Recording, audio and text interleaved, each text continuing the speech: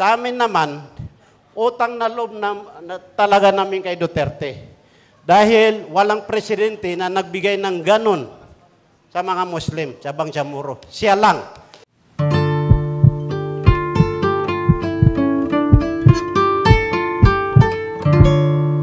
Thank you. Maisog. Tayong mga maisog, sa Tausug, yung maisog, matapang din. Kaya alhamdulillah, salamat sa inyo.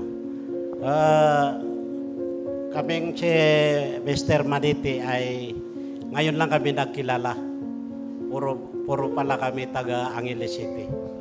Yun, yung nasabi kanina ni MC na Bangsamoro, kailangan ipaliwanag ko sa inyo dahil hindi Muslim ang nabanggit yan. Bangsamoro. Bangsamoro outside farm.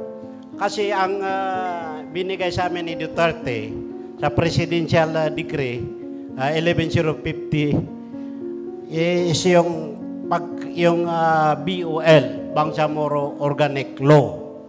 Nung panahon na Vice Presidente si Senador ang Pangulo natin, ay yan ang inaayawan niya na magkaroon ng region ang mga Bangsamoro.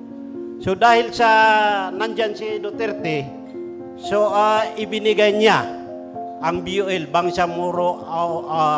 Bangsamoro Organic Law, na lahat ng kagustuhan namin sa Mindanao, mga Bangsamoro, 14 na tribo ay nagkakaisa dyan sa Bangsamoro. So binigyan kami ng region, yung BARM, Bangsamoro Autonomous Region.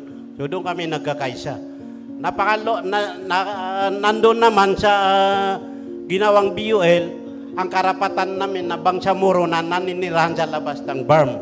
Although wala kami sa BARM, pero may karapatan kami doon. So, nung unang nanalo ang presidente,